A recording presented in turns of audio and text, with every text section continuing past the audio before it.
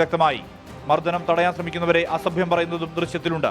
കുറ്റക്കാർക്കെതിരെ കർശന നടപടി വേണമെന്ന് AIYF അടക്കമുള്ള സംഘടനകൾ ആവശ്യപ്പെട്ടു. 24 വയനാട്.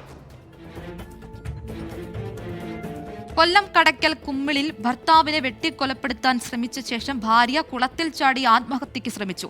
ഭർത്താവ് രാമചന്ദ്രനെ വെട്ടിക്കൊലപ്പെടുത്താൻ ശ്രമിച്ച ശേഷമാണ് ഭാര്യ ഷീല തൊട്ടടുത്തുള്ള കുളത്തിൽ ചാടിയത്.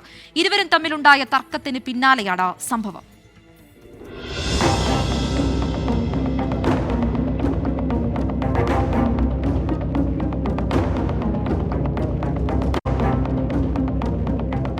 ഇന്നുച്ചയോടെയാണ് ഭാര്യ ഷീല ഭർത്താവ് രാമചന്ദ്രനെ വെട്ടിപ്പരിക്കേൽപ്പിക്കുന്നത്. ഷീലയുടെ ആക്രമണത്തിൽ രാമചന്ദ്രന്റെ മുഖത്തും കൈക്കുമുൾപ്പെടെ വെട്ടേറ്റു. ഇതിനു പിന്നാലെ ഷീല അടുത്തുള്ള റബ്ബർ തോട്ടത്തിലെ കുളത്തിൽ ചാടി ആത്മഹത്യയ്ക്ക് ശ്രമിച്ചു. ഇവരെ കടക്കിലിൽ നിന്നുള്ള ഫയർഫോഴ്സ് സംഘം എത്തിയാണ് രക്ഷപ്പെടുത്തിയത്. ശരീരത്തിൽ ഗുരുതര പരിക്കേറ്റ രാമചന്ദ്രനും ആത്മഹത്യയ്ക്ക് ശ്രമിച്ച ഭാര്യയും കൊല്ലം